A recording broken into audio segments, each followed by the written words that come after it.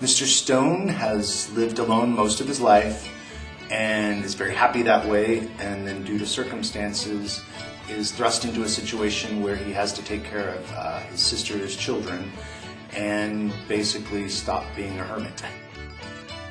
Mr. Wonder is a teacher from New York that goes for his first time out into the country to help teach the four children of Mr. Stone. Nobody wanted a male teacher at that time, and so he had to kind of take a job wherever he could. And the only job he could find was a completely new experience for him. Well, Becca's 15, and she's been through a lot, so she's had to grow up faster than most kids do. But I feel like she still has that little playful side of her when she's with certain people, but she knows that when it's her time, she does have to be grown up and mature. My character is Michael Hill, the founder of Hilltop.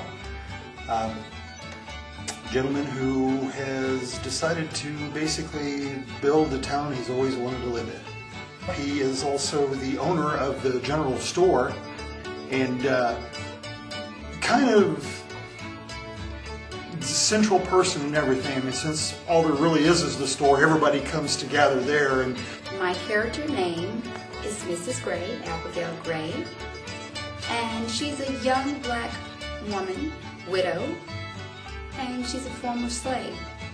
And she's getting used to being free and learning how to be on her own. Mr. Hanson is misguided, would be the best word to describe him.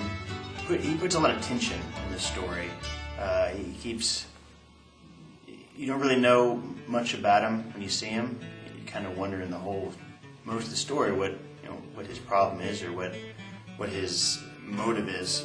Winnie is a very independent woman for her time in history.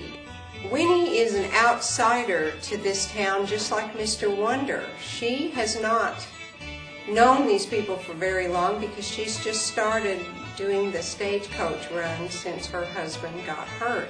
You don't have any reference as to what the attitude of the character would be. You kind of really have to develop it as an actor through what the writer has written down and from the little bits that you get from the director. Because it's all about what the writer, and you have the writer right there who is telling you what he was thinking when he was creating this, and you also don't have the idea of having to copy or be compared to any other person in that role because nobody has ever had that role. In the story, I think she's the only one that accepts them for their feelings or what they have together. She doesn't really think about their gender. She just accepts them for who they are.